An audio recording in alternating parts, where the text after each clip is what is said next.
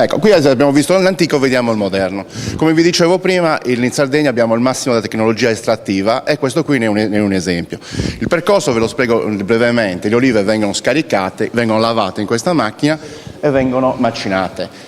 Vengono macinate, il sistema di macinatura, di molitura si chiama, è fatto con tipo un passapatate, cioè dei buchi che vengono schiacciate su queste cose. Le olive, quando l'olio dentro l'oliva, non ha né sapore né odore, quindi deve grammolare per una mezz'oretta in queste vasche. Qui abbiamo 5 vasche dove ci stanno 7 quintali di olive ciascuna. Durante questa mezz'ora le olive prendono il sapore della polpa dell'oliva stessa. Dopo questa lavorazione finiscono in questa macchina, che è una macchina eccezionale. Qui riusciamo a produrre 40 quintali di olive all'ora.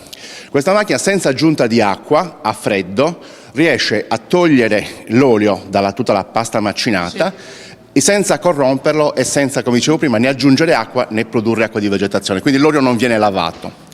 L'olio, come esce da qui, però non è ancora perfettamente pulito, finisce in queste altre macchine che sono dei separatori verticali, da cui esce pronto ad essere consumato. Complimenti Ciccio.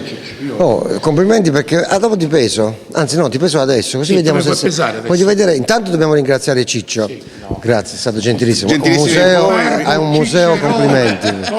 Complimenti. Adesso vai a vedere quanto pesi, va. Io mi devo togliere almeno la giacca. Facciamo una scommessa. Abbiamo diretto che è lo scontrino del peso con la bilancia. Facciamo una scommessa, vai. Io dico, vai. Io dico più di 90. Arriva solo a 100 questa, Attenzione. Fermo, un miracolo. È un miracolo perché Marco Mameli sta realmente dimagrendo, perché bisogna togliere 2,5 kg e pesa 87 kg. Bravo Marco. Passa avanti, Bravo. Andiamo.